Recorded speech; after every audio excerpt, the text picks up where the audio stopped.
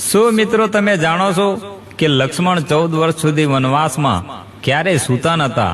તેમની નિંદર પૂરી કરવા માટે 14 વર્ષ સુધી કોઈ બીજા સૂતા રહ્યા.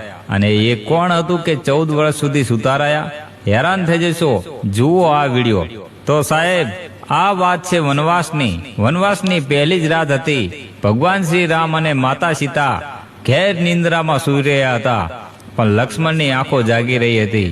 એને લાગ્યું કે જો હું સૂઈ જઈશ તો જંગલના જાનવરો મારા ભાઈ ભાભીને ખાઈ જશે.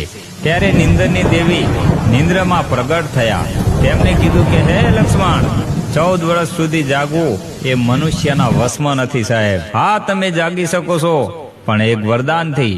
અને આ વરદાન તમને ત્યારે મળશે કે તમારી નિંદ્રા કોઈ બીજું લઈ લે. લક્ષ્મણ વિચાર કરવા લાગે છે કે આ કામ કોણ કરી શકશે. ત્યારે માતા નિંદ્રાએ કીધું કે તમે શેષનાગના અવતાર છો. તમારી પત્ની ઉર્મિલા લક્ષ્મીનું રૂપ છે, એ જ તમારા ભાગની નિંદર કરી શકે છે. અને સાહેબ, માતા ઉર્મિલા એ જ રાતથી સૂઈ રહ્યા. અને આ નિંદર કાંઈ સામાન્ય નથી. લક્ષ્મણની 14 વર્ષની નિંદર હતી.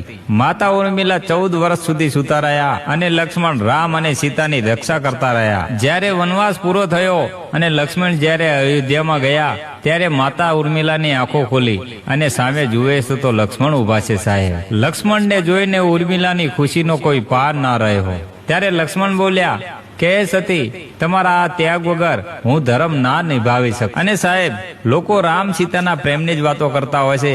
ઘણા લોકોને હજુ પણ ખબર નથી કે અયોધ્યાનો મહાન પ્રેમ લક્ષ્મણ અને ઉર્મિલાનો હતો સાહેબ, જ્યાં 14 વર્ષ સુધી નિંદરનો ત્યાગ કર્યો હતો અને બીજી બાજુ પતિના ધર્મનો સાથ દીધો હતો. 14 વર્ષ સુધી ઊંઘમાં રહ્યા. અને આ કહાની કંઈક શીખવે છે સાહેબ.